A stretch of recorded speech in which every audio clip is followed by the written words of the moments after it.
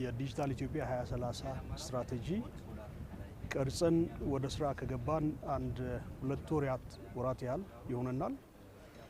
እሱን የቀደመ የዲጂታል ኢትዮጵያ 2025 ስትራቴጂ በጣም በተሳካ ሁኔታ መፈጸም ችለናል እንደ ሀገር። ባለፉት 5 ዓመታት የዲጂታል ኢትዮጵያ 2025ን ስንፈጽም ካሳየናቸው ውጤቶች ማዕከል የሰርቪስ አሰጣጥ አንዱ ሊባል ይችላል። ግን ደግሞ ከአንድ ዓመት ወዲህ የመሶብ የአንድ ማዕከል አገልግሎትን ላውንች አድርገን ወደ ስራ ካስገባን በኋላ ለዜጎች የሚቀርቡ አገልግሎቶች የመንግስት አገልግሎቶች ፈጣን፣ ዘመናዊ፣ ግልጽ እንዲሆኑ አስችሏል። በመሰረቱ አንድ ሀገር አንድ መንግስት ዘመናዊ ነው እንዲባል ከሚያስችሉ ገጽታዎች ውስጥ አንዱ መንግስት ለዜጎች የሚሰጠው የአገልግሎት ሁኔታ ያሰጣጥ ሁኔታው ነው። እንግዲህ እንደምናውቀው ሁላችንም የአገልግሎት አሰጣጥ አንዱ ማህበረሰባዊ ወይም ሀገራዊ ራስ ምታት ሆኖ ቆይቷል። ግልጸኝነት አልነበረውም። እንግልት በስፋት ይታይበት የነበረ ነው። ዜጎች አገልግሎት ለመስጠት ሄደው ረክቶ አይመለሱም።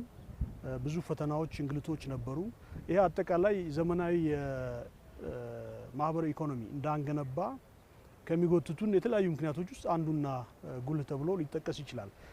ይሄን ችግር ከመቅረፍ አንጻር ዘመናዊ የሆነ የአኗኗር ስርዓት፣ የአገልግሎት ስርዓት፣ የአገልግሎት አሰጣጥ ስርዓት እና የእርካታ ያላቸው ዜጎች በአገልግሎት አሰጣጥ ሂደት እንዲፈጠር ለማስቻል ይህንን የመሰለ ኢንፍራስትራክቸር ሲስተም ኢትዮጵያ ውስጥ እውን ማድረግ አስፈላጊ ነበር። ይህን ከማየት አንጻር ነው እንግዲህ ባለፈው አንድ ዓመት መሶብ ሲባል በስፋት ይሰማል፣ ይደመጣል።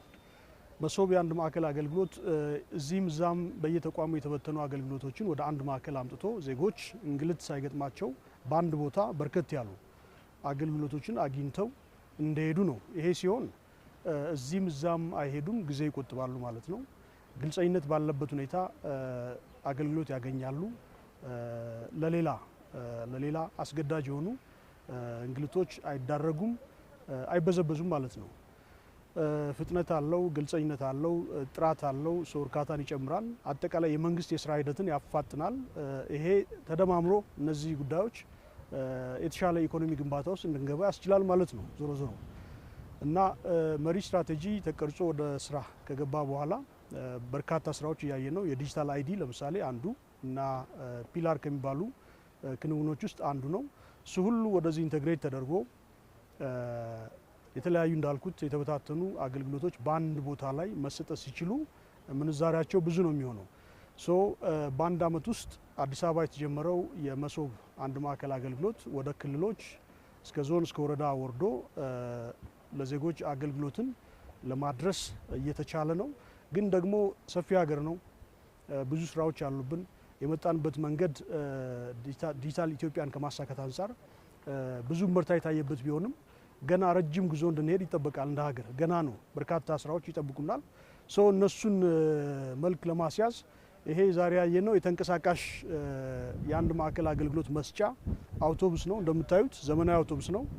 ይሄ የዚህ ኮንሰፕት ደግሞ ምንድነው? እስካሁን ዜጎች ወደ አንድ ማዕከል አገልግሎት መስጫ ይመጣሉ፣ አገልግሎት ያገኛሉ፣ ይሄዳሉ። ይሄኛው ደግሞ ወደ ዜጎች የመድረስን ሀሳብ ይዞ የመጣ ነው። ይንቀሳቀሳል፣ ዜጎች ባሉበት አካባቢ ይሄዳል። ስለዚህ ባሉበት ሄዶ ሰርቪሱን ማድረስ ነው፣ አገልግሎት መስጠት ነውና ይሄ ጊዜን ከመቆጠብ አንጻር ባሉበት አካባቢ ሰዎች አገልግሎት እንዲያገኙ ከማድረግ አንጻር አማራጮችን ማስፋት ነውና ዞሮ የዘመናዊ የዲጂታል ኢኮኖሚ ሲገነባ ዘመናዊ ሀገር ለመገንባት በሚደረገው እንቅስቃሴ ውስጥ እነዚህ አይነት ኢንፍራስትራክቸር ሲስተሞች በጣም ቁልፍ የሆነ ሚና ይጫወታሉ። ይህንን እያሰፋን መሄድ ነው። ዲጂታል ኢትዮጵያ 2030 በቅርቡ ጸድቆ እንዳልኩት ወደ ስራ ገብቷል። ቀጣይ ደግሞ እንደዚህና ምናልባት ዛሬ ያላየናቸው የምናያቸው አዳዲስ የዲጂታል ስርዓት እንድንገነባ በተሻለ የሚያስችሉን ስራዎች እየተቀረጹ የሚሰሩ ይሆናል። ይሄ ጥሩ ነው። ይሄ ሰፍቶ ይቀጥላል ማለት ነው።